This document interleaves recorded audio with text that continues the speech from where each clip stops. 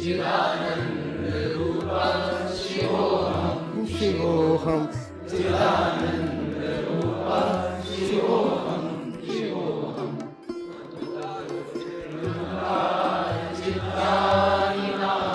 न च श्रोत्रजिह्वे न च घ्राणनेत्रे न चर्मो विभूतिर्न तेजो न वायुः चिदानन्दरूपः शिवोऽहं शिवोऽहम् चिदानन्दरूपः शिवोऽहं शिवोऽहं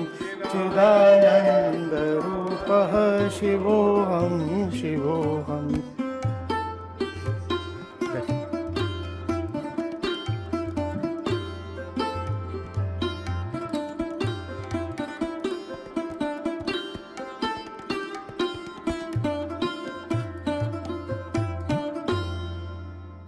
महाशिवरात्रि का पर्व है। सबसे पहले तो आपका आभार। मेरे लिए बहुत मार्मिक बात रहती है, हृदय स्पर्शी बिल्कुल। आप लोग दूर से आते हैं, देश के कई कोनों से, कुछ लोग विदेशों से भी आए हैं। सबसे पहले तो आपका आभार। मेरे लिए बहुत एक महत्वपूर्ण दिन होता है, सिर्फ इसलिए नहीं कि आज महाशिवरात्रि है, बल्कि इसलिए क्योंकि जहाँ कहीं भी व्यक्ति शारीरिक, भौतिक, सांसारिक स्थितियों की, बाधाओं की परवाह करे बिना वो करे जो चिद स्वरूप है, जो चेतना सम्मत है, उसको ही शिवत्व कहते हैं। तो वास्तविक महाशिवरात्रि मात्र कोई एक विशेष दिन नहीं हो सकती, जिस दिन हम अपनी स्थितियों को, तकलीफ़ों को, अड़चनों को लांघ कर चेतना का चुनाव करते हैं, एक ऊंचा निर्णय करते हैं, वही शिवत्व है। तो आपका यहाँ होना ही वास्तविक महाशिवरात्रि है। तो बाधाओं को लांघकर सिर्फ आप ही मुझ तक नहीं आते, मेरी भी बाधाएं हैं।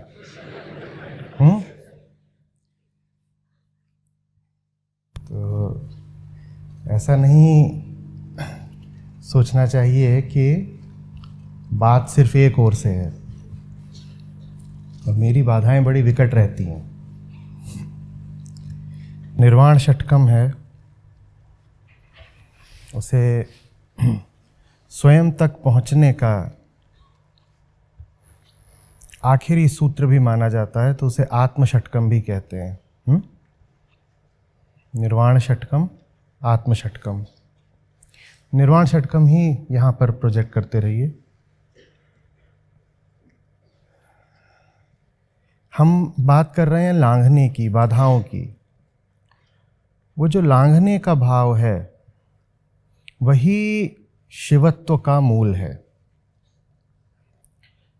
सामने है चुनौती और उससे मैं रुका नहीं, उसको पार कर गया, यही शिवत्व है।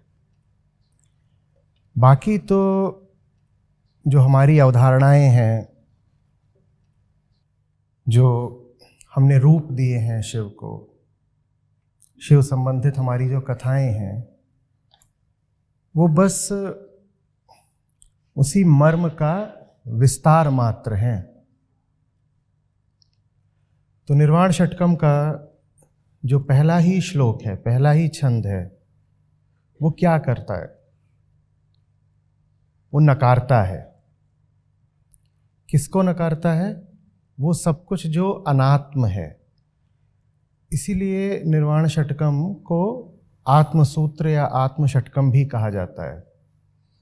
क्या क्या नकारना है? वो सब जो मैं नहीं हूं, वो सब जो मेरे रास्ते में बाधा है, वो सब जो मुझे बांध कर रोक कर रखता है, उसका नकार ही शिवत्व है। आज हम बहुत सारी बातें करेंगे, लंबा सत्र है, लेकिन हम जितनी भी बातें करें उनके मूल में शिवत्व होना चाहिए। अक्सर वो बात हमें दिखाई नहीं देती है, क्योंकि उत्तर एक रूप में हमारे सामने आता है, उसमें आवश्यक नहीं है कि हम शिव का उल्लेख करें ही। लेकिन जहाँ कहीं भी कोई व्यक्ति अपनी सीमाओं को चुनौती दे रहा है, शिवत्व वही है। तो आवश्यक है कि आज हम जितनी भी बातें करें उनमें एक चुनौती रहे। वही चुनौती जब ऊर्जा के साथ बोली जाती है तो हम कह देते हैं कि ललकार है, दहाड़ है। क्या कह रहे हैं?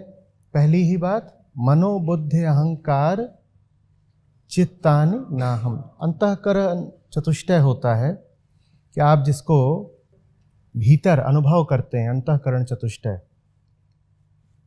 वो क्या होता है? तो उसमें मन बुद्धि चित्त अहंकार आते हैं। तो पहली चीज तो ये कि आपके भीतर जो कुछ भी अनुभव होता है, प्रतीत होता है, उसको बहुत महत्व नहीं देना है। मन बुद्धि चित्त अहंकार, इनको बहुत महत्व नहीं देना है।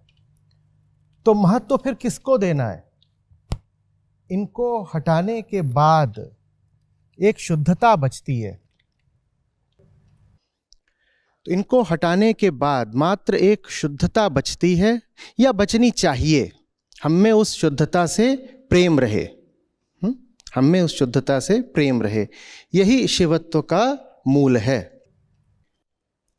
मन नहीं, बुद्धि नहीं, चित्त नहीं, अहंकार नहीं। मन क्या कि बुद्धि से काम नहीं करना है? नहीं, बुद्धि मालिक नहीं होनी चाहिए। क्या अहम ये कह देने भर से हट जाएगा कि मन नहीं, बुद्धि नहीं, चित्त नहीं, अहंकार नहीं? अहम की जो प्राकृतिक वृत्तियां हैं वो मालिक नहीं होनी चाहिए। मन नहीं तो मन, अहम है तो मन होगा। पर अहम ने मन में जितने भी विषय बैठा रखे हैं, कोई भी विषय जो वास्तविक विषय है, जो सद विषय है, उससे अधिक महत्वपूर्ण नहीं होना चाहिए। ये पहली बात का अर्थ है। चारों बातें जो बोली गई अंतःकरण चतुष्टय में, उन सबसे ऊपर शुद्ध प्रेम आना चाहिए। शुद्ध प्रेम। मुझे शुद्ध प्रेम कहने की जरूरत नहीं है, प्रेम अपने आप में पर्याप्त है। पर शुद्ध कहने से एक बहुत महत्वपूर्ण बात का दोहराव हो जाता है कि प्रेम कामना नहीं है। आमतौर पर हम प्रेम को कामना से समानार्थी ले लेते हैं। तो शुद्ध प्रेम करके बस इतना ही कि कामना वाला प्रेम नहीं। कौन सा प्रेम? वो जो अहम का आत्मा के प्रति होता है, वो जो अहम का अपनी ही शुद्धता के प्रति होता है, वो मालिक रहे। फिर ये चारों उसके पीछे चल सकते हैं। कौन से चार? कौन से चार? मन बुद्धि। फिर ये चारों उपयोगी संसाधन हो जाते हैं। फिर ये सेवक कहिए तो सेवक, मित्र कहिए तो मित्र हो जाते हैं। इन्हें किसके पीछे चलना है? प्रेम के पीछे। वो प्रेम क्या है? मुझे बेहतर होना है, स्वयं के प्रति ही प्रेम। इसीलिए तो आत्मसूत्र या आत्म षटकम, स्वयं के प्रति ही प्रेम। हमारी पहली जिम्मेदारी किसके प्रति है? अब यहां भी जैसे मैंने कहा था कि शुद्ध प्रेम कहने की जरूरत नहीं, प्रेम ही पर्याप्त होना चाहिए था, वैसे ही मैंने पहली जिम्मेदारी सिर्फ इसलिए कहा है क्योंकि हम मानेंगे नहीं अगर हमसे कह दिया जाए कि एक ही जिम्मेदारी है, एक ही कर्तव्य है और वो अपने प्रति है, बाकी सारे कर्तव्य तो पूरे हो जाते हैं अपने आप अगर पहला पूरा हो जाए। जो पहला कर्तव्य है अपने ही प्रति, अगर वो पूरा हो गया तो बाकी सब हो गए पूरे। ऐसा हो नहीं सकता कि कोई व्यक्ति आत्मस्थ है और उसके द्वारा उसके सभी ऊंचे सही सम्यक कर्तव्यों का निर्वाह न हो रहा हो, यह संभव नहीं है।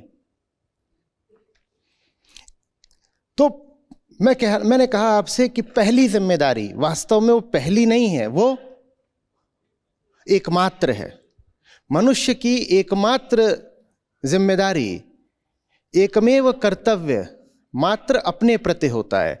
और ये कह करके हम जो बाकी कर्तव्य हैं उनसे पिंड नहीं छुड़ा रहे, उनकी इतिश्री नहीं कर रहे। हम कह रहे हैं अगर पहला कर्तव्य पूरा हो रहा है तभी बाकी सब के सही चुनाव की और सही निष्पादन की कोई संभावना बनती है। अगर मालिक ही ठीक नहीं है, अगर पहला प्रथम ही ठीक नहीं है, तो उसके पीछे पीछे आप जो भी कुछ कर रहे हैं, आप अपने आप को कितना भी श्रेय देते रहें कि आप कर्तव्यनिष्ठ हैं, आपने बहुत मेहनत करी अपनी जिम्मेदारियां निभाने में, बात बनेगी नहीं। पहली ही चीज ठीक नहीं है। ऐसी बात है कि जैसे आपने गलत मंजिल चुन करके गलत रास्ता ले लिया हो, उसके बाद आप 50 बातें बता रहे हैं अपने पक्ष में, जैसे कि मैं बहुत संभाल के गाड़ी चलाता हूं, मैं सारे गड्ढे बजाता हूं, मैं किसी भी ट्रैफिक नियम का उल्लंघन नहीं करता हूं, मेरी माइलेज देखिए, कंपनी भी बोलती है कि 15 से ऊपर नहीं आएगी, मैं 18 की लाता हूं। आप कुछ भी बोल लीजिए, डिपर देता हूं, ज्यादा हॉर्न नहीं बजाता हूं, अपने पक्ष में आप जितनी भी बातें बोल लीजिए कि मैंने ये अच्छा करा, वो अच्छा करा, ये मेरी जिम्मेदारी थी, ये मेरा कर्तव्य था, ये मेरे नियम थे, मैंने सबका पालन करा।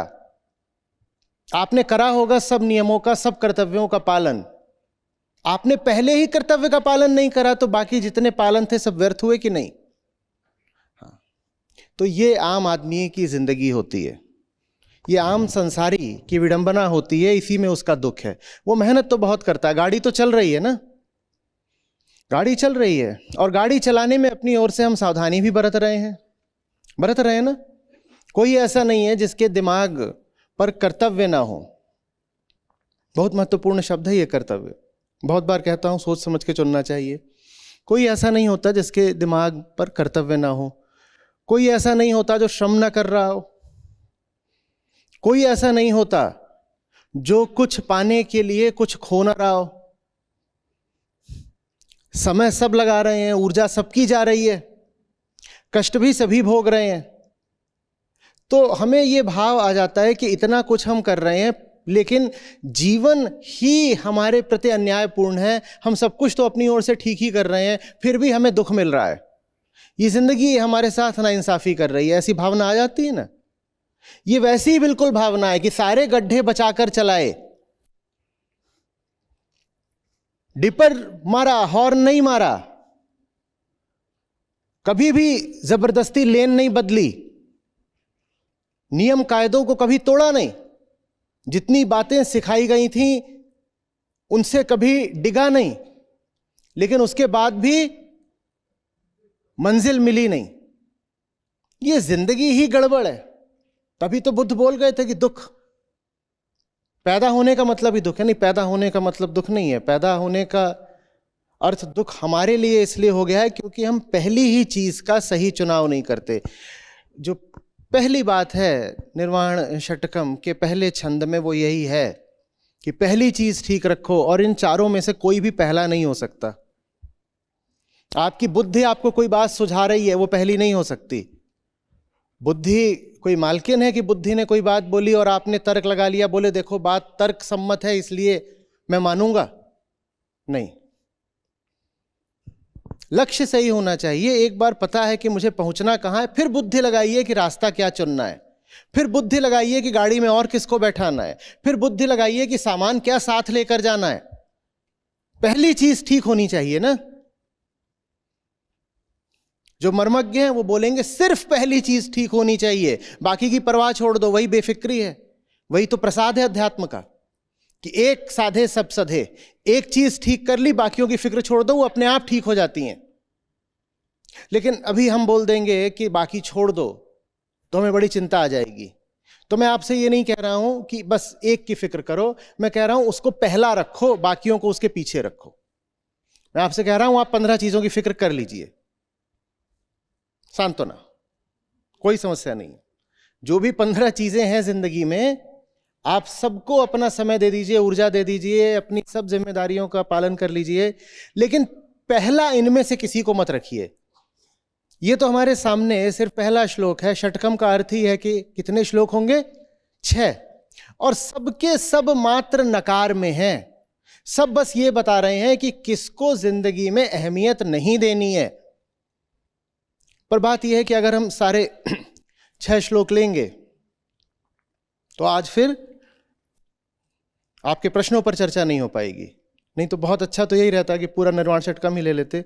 खैर वो पहले उस पर बात करी हुई है और वो सब प्रकाशित भी है, तो वहाँ देखा जा सकता है। कोशिश करेंगे अंत में कि एक छंद और ले लें, चाहे दूसरा या फिर आखिरी, कोई भी। तो आखिरी शायद ज़्यादा उचित रहेगा, क्योंकि उसमें फिर सकार की भाषा में बताया भी है, अहम निर्विकल्पो निराकार रूपो, कि मैं हूं कौन। बाकी तो सब जगह बस नकार ही नकार है। तो इनको कभी अपना मालिक नहीं बनने देना है। इनसे क्या करना है? इनसे काम लेना है। मालिक कौन रहेगा? हाँ, मेरी शुद्धता, मेरी शुद्धता। और पैदा ही हुआ हूं मैं थोड़ा गंदा, रंजित, अंजन सकल पसारा रे। मैं पैदा ही कैसा हुआ हूं? थोड़ा गंदा। तो मुझे एक ही काम करना है जीवन में कि जिधर शुद्धता हो उधर बढ़ते रहना है। यही शिवत्व है, यही महाशिवरात्रि का संदेश है। जिधर शुद्धता हो उधर तुम्हारा प्रेम हो, और उधर बढ़ने के लिए इन सब का उपयोग कर लेना। किनका? मन बुद्धि चित्त अहंकार, इन सब का उपयोग कर लेना उधर को बढ़ने को, जिधर को शुद्धता हो। प्रेम पहला रहे। प्रेम बुद्धि के पीछे नहीं चल सकता कि बुद्धि ने तर्क लगा करके दिया कि वहां प्रेम कर लो फायदा हो जाएगा। श्री कृष्ण गीता में साफ बता गए हैं कि ये सब किसके पीछे चलते हैं? बुद्धि इत्यादि अहम के पीछे चलते हैं। मन हम जानते ही हैं कि अहम का मोहल्ला है।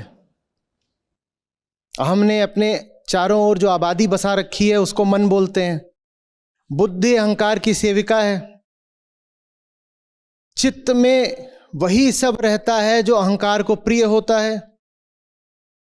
तो ये भले ही 4 यहां लिखे हुए हैं, ये वास्तव में चारों क्या हैं? एक। तो इनमें से किसी का भी अनुगमन करना माने अहंकार का ही अनुगमन करना। बाकी 3, इस 4 में से बाकी 3 तो अहंकार के ही पीछे पीछे हैं। इनके पीछे नहीं चलना है, अपनी प्रकृति के पीछे नहीं चलना है, अपनी बेहोशी के पीछे नहीं चलना है।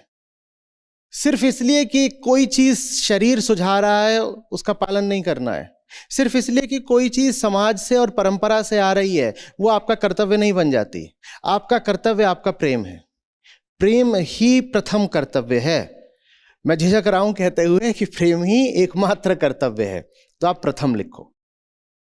प्रेम ही प्रथम कर्तव्य है, और वो कर्तव्य अगर पूरा हो रहा है तो बाकी सब अपने आप हो जाता है।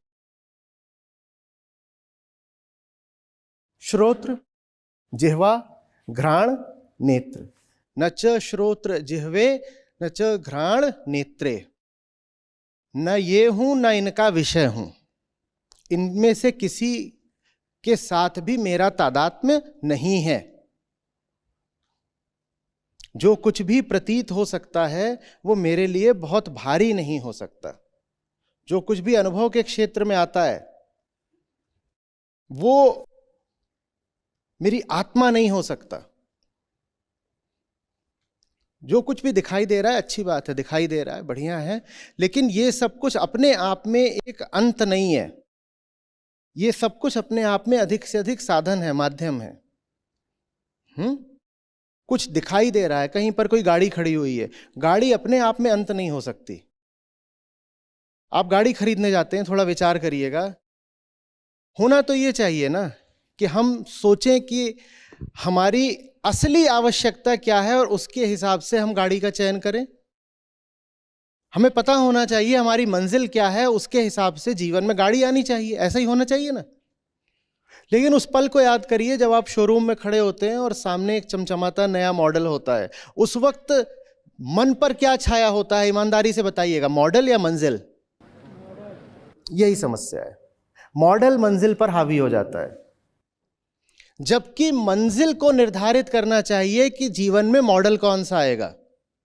वो गाड़ी कुछ भी हो सकती है, वो गाड़ी जीवन के तमाम निर्णय हो सकते हैं, वो गाड़ी नौकरी हो सकती है, वो गाड़ी तमाम तरह के चुनाव हो सकते हैं, वो गाड़ी स्त्री पुरुष हो सकती है। मुझे मंजिल पता हो तो मैं मॉडल चुनूं ना। मुझे अधिक से अधिक, मैं जहां रहता हूं वहां से 2 किलोमीटर ही दूर जाना होता है, एक शहर से दूसरे शहर में कभी जाता ही नहीं, और मैं जाकर के गाड़ी चुन रहा हूं लॉन्ग डिस्टेंस क्रूजर। क्यों? क्योंकि वो कैसी दिख रही है? आकर्षक दिख रही है, या कि लोगों ने बोल दिया कि जिंदगी सफल तभी है जब ये लॉन्ग डिस्टेंस क्रूजर तुम्हारे घर में आएगी। मैं भूल ही गया मेरी मंजिल क्या है, मैं भूल ही गया मैं कौन हूं, मुझे चाहिए क्या। मुझ पर क्या हावी हो गया? मुझ पर क्या हावी हो गया? मॉडल हावी हो गया। मॉडल हावी ना हो, जो आपके कान में बातें गई वो आप बहुत हावी ना हो, उसके लिए कहा जा रहा है न च श्रोत्र जिह्वे। श्रोत्र माने कान, जिह्वा माने, और घ्राण नेत्रे, आंखों से वो दिखाई दे रहा है मॉडल, वो बहुत बड़ी बात नहीं हो जानी चाहिए। ये नहीं कहा जा रहा कि आप गाड़ी खरीदिए ही मत, लेकिन पहले क्या आएगा?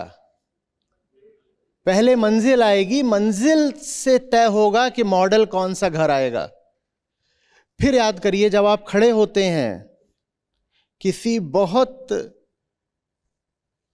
चकाचौंध भरी चमचमाती चीज के सामने, विषय के समक्ष, तो मंजिल उस वक्त याद रह जाती है क्या?